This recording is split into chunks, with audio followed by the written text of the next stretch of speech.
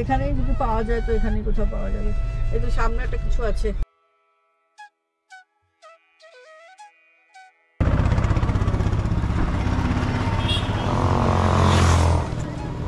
সাবধানে আসো কিন্তু, খুব স্পিডে গাড়িগুলো আসছে।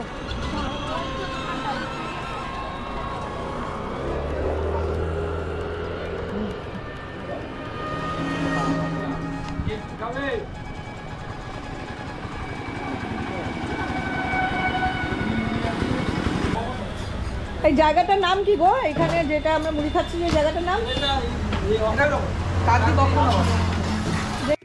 বন্ধুরা, এখন ব্রেকফাস্ট করব আমরা, মুড়ি আর ঘুগনি। আমার তো ভীষণ প্রিয়, তোমাদের কার কার ভালো লাগে জানিও। তো বন্ধুরা, সকাল 7:30টায় বেরিয়েছি, এখন প্রায় 10টা বাজছে। কাকদ্বীপে ব্রেকফাস্ট করে ডিসিশন নিলাম বকখালি না গিয়ে চলে আসবো গঙ্গাসাগর। আর যেই মতো প্ল্যান সেই মতো কাজ শুরু করে দিলাম আমরা। যেই সময় গঙ্গাসাগরের মেলাটা হয়, এই রাস্তার কি অবস্থা হয় ভাবো, কত লক্ষ লক্ষ মানুষ এই রাস্তা থেকে হেঁটে হেঁটে যায়। সত্যি কথা, ভাবো কত মানুষ দূর দূর থেকে আসে।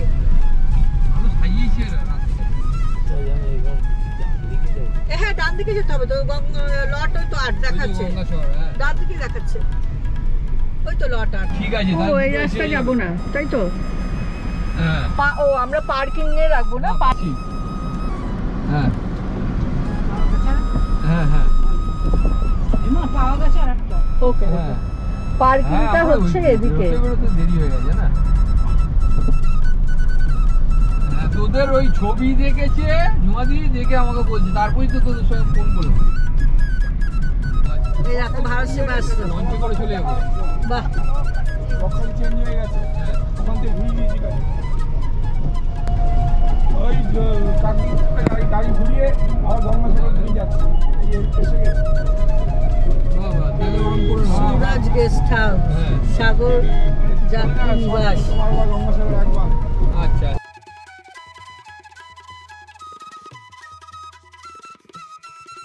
ফাইনালি আমরা চলে এসেছি লট নাম্বার 8, আর ঠিক কাছেই রয়েছে এই পার্কিং লটটা। তো আমরা এই পার্কিংয়েই আজকে রেখে চলে যাব। রাত্রে আমাদের গাড়িটা এখানে থাকবে। একদিন দুদিন এখানে নিশ্চিন্তে গাড়ি রেখে দিয়ে যাওয়া যায়, যতদিন পারেন ততদিন রেখে যাবেন। তো পার্কিংয়ে তোমরা কত কি খরচা নাও? গাড়ি প্রতি আমাদের নাম নেওয়া হয়, যেমন প্রাইভেট গাড়ি 100 টাকা পার্কিং। আচ্ছা, এই বড় গাড়িগুলো কত নাও? 200 টাকা পার্কিং, 300 টাকা পার্কিং, যেমন পার ডে হিসেবে। আচ্ছা, সিজন চলে আসলে একটু বেশি হয়ে যাবে, তখন সিজনের সময় একটু বেশিই নাও। সিজন কখন থেকে শুরু এখানে? এই আর 10 দিন 15 দিন পর। 10 দিন 15 দিন পর থেকে শুরু। এখন থেকে দেখছেন না গাড়ি কিরকম পুরো ভরে গেছে। হ্যাঁ, তাই তো দেখছি তো, আমি তো ভেবেছিলাম এসে দেখবো ফাঁকা ফাঁকাই। সিজন অলরেডি পড়ে গেছে, এবার সিজন শুরু হয়ে গেছে, আরো বেশি ভিড় হবে, আরো ভিড় হবে। আর বলো, যেই সময় গঙ্গাসাগর, যেই সময় মেলাটা হয়, সেই সময় এখানে কিরকম পরিস্থিতি থাকে? এখানকার মেলা হয় মানে মেলার মতন একটা পরিবেশ, মেলার মতো পুরো একদম ভর্তি, পুরো এখন পুরো বসারও একটা জায়গা, বসারও জায়গা থাকে না, প্রচুর লোক থাকে না, প্রচুর লোক থাকে। আমরা ওই সিজন অফ সিজন বলে ভাবলাম যাই। আমাদের ইচ্ছা ছিল, প্ল্যান ছিল বকখালি যাওয়ার, আবার গাড়ি টার্ন করে কাকদ্বীপের ওদিক থেকে আবার ব্যাক করে চলে আসলাম। পার্কিং দাঁড়াও একটু ধরো,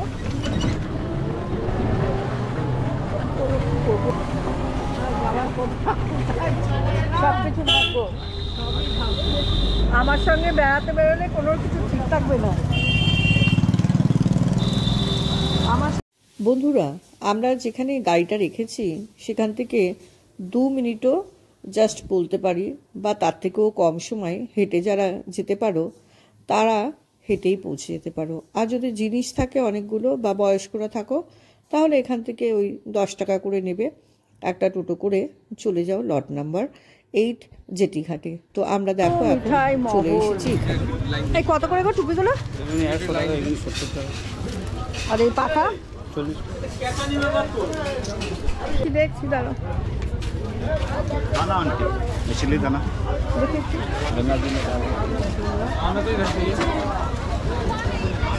ওরে সর্বনাশ।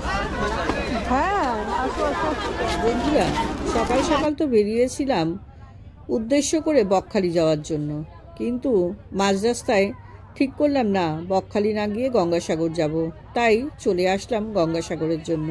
তো বন্ধুরা, এখানে এসে বেশ কষ্টের সম্মুখীন হতে হয়েছে। তার কারণ ভেসেল সার্ভিস ঘন্টা 2-3 মতো বন্ধ ছিল। তারপরে এই দেখো কয়েকশো লোকের মধ্যে থেকে ঠেলাঠেলি গুতাগুতি করে এবারে আমরা লঞ্চে উঠতে পারলাম। আমাদের সঙ্গে কিছু খাবার ছিল, আর সেই খাবারগুলোই এখানটাতে কয়েকটা সিগাল বা গাংচিল পাখিকে দেখতে পেলাম, তাদের জন্য দিয়ে দিলাম খাবারগুলো। খুব আনন্দ করে ওরা খেয়েছে। আর বন্ধুরা দেখতে থাকো আজকে আমরা গঙ্গাসাগর বিকেলটা কিভাবে কাটালাম। যারা আমার এই ব্লগটা প্রথমবার দেখছো তারা আমার চ্যানেলে গিয়ে দেখে নিও কলকাতা থেকে আমরা গঙ্গাসাগর কিভাবে আসলাম। আর গঙ্গাসাগরের কিছু সাইড সিন যেগুলো আমরা ঘুরে দেখেছি সেটারও ব্লগ অলরেডি একটা আমি আমার চ্যানেলে আপলোড করে দিয়েছি। অনুরোধ রইল ব্লগগুলো দেখার জন্য, কারণ এই ব্লগগুলো আমি তোমাদের উদ্দেশ্যেই বানাই। তোমরা যদি দেখো তাহলেই আমার এই ব্লগ বানানো সার্থকতা পায় বন্ধুরা।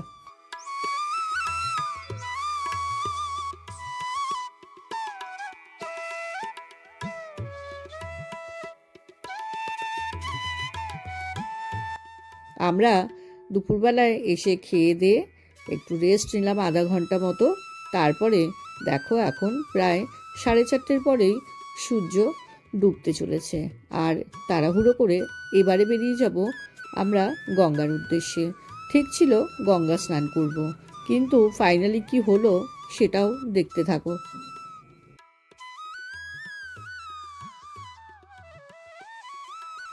বন্ধুরা আমরা গ্রাম পঞ্চায়েত উন্নয়নের ঠিক উল্টো দিকে একটা ছোট গেস্ট হাউস পেয়েছি, সেটাতে উঠেছি। আর এই পাশের রাস্তা থেকে চলে যাব এখন সাগরে, আর দূর থেকে তোমাদের দেখিয়ে দিলাম মন্দির। এবারে এই শর্টকাট রাস্তা ধরে চলে যাব আমরা সাগরে। দেখো যাওয়ার পথে রাস্তায় পড়লো মা গঙ্গার একটা মূর্তি। চতুর্দিক কিন্তু খুব সুন্দর সাজানো। জানি না যখন মেলা হয় তখন এই জায়গাটা কতটা সুন্দর সেজে ওঠে। অবশ্যই কোনো একটা সময় মেলাতে আসার ইচ্ছা রইল। এখন শুধু ফাঁকা। দেখো আমরা আর 2-4 জন এখন চলেছি সাগরের দিকে স্নান করতে যাব বলে। তো বন্ধুরা সঙ্গে থাকো, তোমাদেরকে এবার দেখাচ্ছি এই সেই ঘাট, এই সেই জায়গা যেখানে হাজারো পুণ্যার্থী গঙ্গাসাগর মেলায় উপস্থিত হয়, আর এইখানেই এসে ডুব দিয়ে শত জন্মের পাপ ধুয়ে পূর্ণ হয়ে বাড়ি ফেরে। তো বন্ধুরা দেখো এখানটাতে আমি এখন চলে এসেছি। স্নান সেরে নেওয়ার পরে দেখো লোকাল লোকেরাই এখানে ছোট ছোট চেঞ্জ করবার জায়গা ব্যবস্থা রেখেছে প্লাস্টিক দিয়ে ঘিরে। তো এখানে চাইলে তোমরা চেঞ্জও করে নিতে পারো। এখানে খুব সুন্দর একটা মা গঙ্গার প্রতিমা রাখা রয়েছে। স্নান সেরে এখানেই সবাই একবার প্রণাম করে নিয়ে চলে যায় মন্দিরের উদ্দেশ্যে। তারপরে চাইলে তোমরা এখানে লোকাল সাইট সিনগুলো করতে পারো। লোকাল সাইট সিন যদি দেখতে চাও তাহলে আমার এই চ্যানেলেই চলে যাবে, দেখবে গঙ্গাসাগর সাইট সিনের একটা ব্লগ আমি আপলোড করেছি, তোমরা সেটা দেখে নিতে পারো। আর এর সঙ্গে এটাও দেখে নিতে পারো আমরা গঙ্গাসাগর কিভাবে আসলাম কলকাতা থেকে। তো বন্ধুরা আশা করি এই ব্লগটা তোমাদের ভালোই লাগছে। যদি ভালো লাগে তাহলে একটা লাইক একটা কমেন্ট করো। তোমাদেরকে দেখাই কীরকম অবস্থা, ভেঙে ভেঙে অবস্থা খারাপ হয়ে গেছে। দেখো এই পাড়গুলো, সমুদ্রের পাড়, এই প্রতি বছর যখনই একটা করে দুর্যোগ আসে তখনই পাড়গুলো ভেঙে নষ্ট করে দিয়ে যায়। ওদিকে আরও একটা পাড় ছিল, সেটা দেখলাম ভেঙে গেছে। এখানে নজরে পড়ল শুটকি মাছের কারখানা। মাছ নিয়ে সেখানে শুকোনো হচ্ছে। দেখো নীল নীল পাতা যে প্লাস্টিকগুলো, এর মধ্যেই পেতে শুটকি মাছগুলো শুকোনো হয়। ওই দিকে দেখো দূরে নৌকাতে করে মাছগুলো আসে। তারপরে এইরকমভাবেই এরা এই ছোটো ছোটো গাড়িগুলো আছে, এই গাড়িগুলোতে করেই এই ভ্যানগুলোতে নিয়ে ঢেলে ওখানেই শুকোয়। আমার চোখের সামনে দেখলাম এখানে ছোট ছোট চিংড়ি মাছ নিয়ে যাচ্ছে। তো এটাও শুটকি হবে। তোমাদেরকে এরপর দেখাবো শুটকি মাছের কারখানা।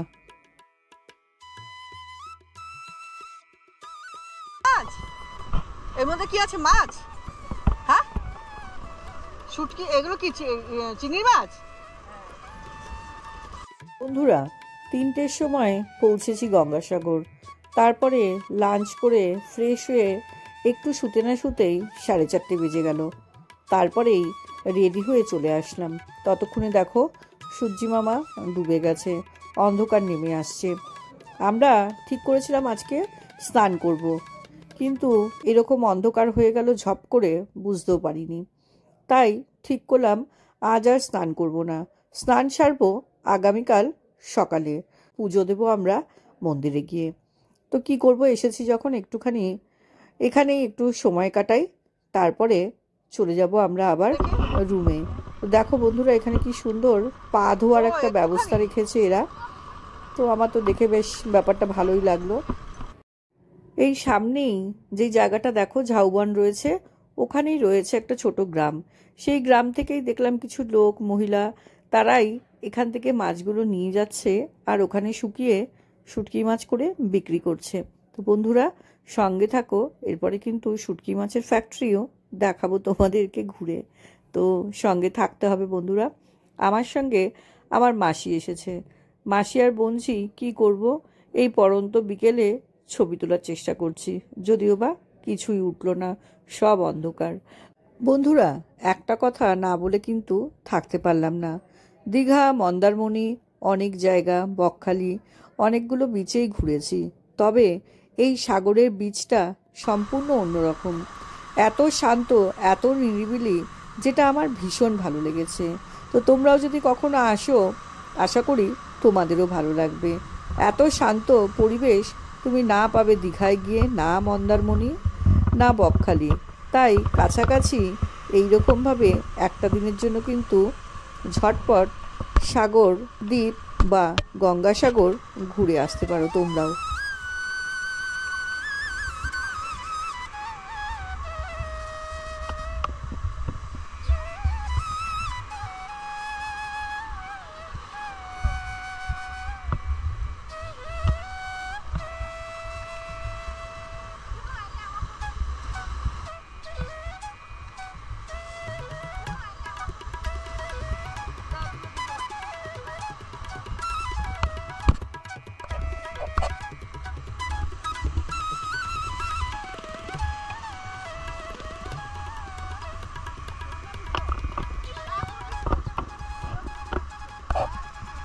কত করে এগুলো?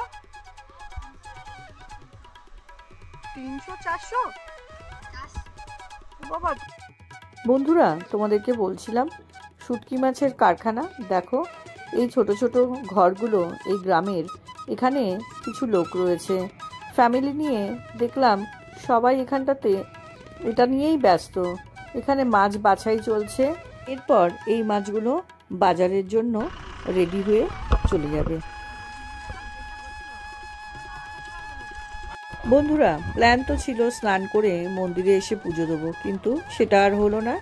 যাই হোক, মন্দিরে আসলাম, এখানে ঠাকুর দর্শন করে চলে যাব রুমে। সন্ধ্যা আরতি হয়ে গেছে, এরপরে মন্দিরের গেট বন্ধ করছে। আমি দূর থেকে দেখলাম এখানে ভিডিও অ্যালাউ নয়, তাই আমি আমার ক্যামেরাটা বন্ধ করে দিলাম। কিন্তু পরের দিন দেখলাম অন্যরা মোবাইলে ভিডিও করছে, তাই আমি তখন পারমিশন নিয়ে ছবিটা তুলেছি। তাই এরপরে ব্লগে তোমাদেরকে একদম সামনে থেকে দেখাবো। তো বন্ধুরা কেমন লাগছে ব্লগটা জানিও কিন্তু আমায়। আমরা এখান থেকে চপ মুড়ি কিনে নিলাম, সেটা খাবো। আর রাত্রে আমাদের আজ খাবারের ব্যবস্থা হয়েছে, সেটা রাত্রে খেয়ে শুয়ে পড়ব। কাল সকালে আমরা স্নানের জন্য আসবো ঘাটে, তারপরে মন্দিরে আসবো পুজো দিতে। বন্ধুরা তোমাদেরকে তো আমি আগেই জানিয়েছি আমাদের প্ল্যান ছিল বকখালি যাওয়ার, তাই রাস্তা থেকে আমরা মাটন তুলে নিয়ে এসেছিলাম। সেটা কি করব এখানটাতে বুঝে পেলাম না। তো যাই হোক, সামনেই একটা খাবারের হোটেল পেয়েছি, সেখানটাতে ওদের টাকা দেওয়াতে ওরা রাজি হয়েছে রান্না করে দিতে। তো সেটারই প্রিপারেশন চলছে। এখন আমরা রুমটাতে চলে এসেছি, তোমাদেরকে একবার এই রুমটাও দেখিয়ে দিই। এই রুমটা কিন্তু আমাদের থেকে 1300 টাকা ভাড়া নিয়েছে, এসি রয়েছে। সার্ভিসও যে খুব ভালো পেয়েছি তা নয়, তো একটা চেয়ার পর্যন্ত ছিল না বসার। তো যাই হোক, উপায় ছিল না, আমাদের খুব তাড়াহুড়ো ছিল, তাই এই হোটেলটায় থেকেছি। আমার মনে হয়েছে দামটা একটু বেশিই পড়েছে আমাদের জন্য। তবে একটা প্লাস পয়েন্ট এখান থেকে সাগরটা কাছে, তাই তোমরা যদি একদম সাগরের পাশে থাকতে চাও তাহলে থাকতে পারো, এটাই প্লাস পয়েন্ট।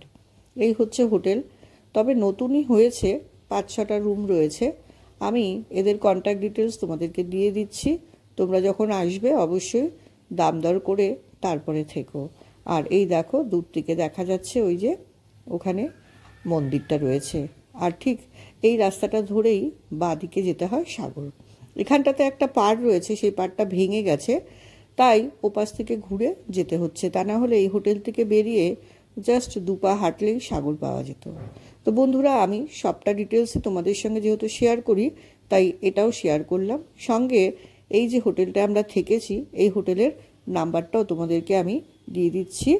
তোমরা লোকেশনের দিক থেকে এটা খুব ভালো হোটেল, তো সেই হিসাবে আমি রেকমেন্ড করতে পারি। তবে দাম হিসেবে মোটেই তেমন কিছু জিনিস পেলামও না, সার্ভিসও তেমন কিছু পাইনি। তো যাই হোক, যদি তোমাদের কোনো অপশান না থাকে এদিকে চলে আসতে পারো, একদম সাগরের পাড়ে রয়েছে হোটেলটা। তো বন্ধুরা, দেখা হচ্ছে এরপর নেক্সট ব্লগে। ততক্ষণের জন্য সাবধানে থেকো, ভালো থেকো। নতুন বন্ধুরা মনে করে আমার চ্যানেলটা সাবস্ক্রাইব করে নিও, আর লাইক কমেন্ট করতে কিন্তু একদম ভুলো না। খুব ভালো লাগলে ভিডিওটা বন্ধুদের সঙ্গে শেয়ার করে দিও। দেখা হবে এরপর আরও একটা ব্লগে। বন্ধুরা, ততক্ষণ ভালো থেকো, সাবধানে থেকো।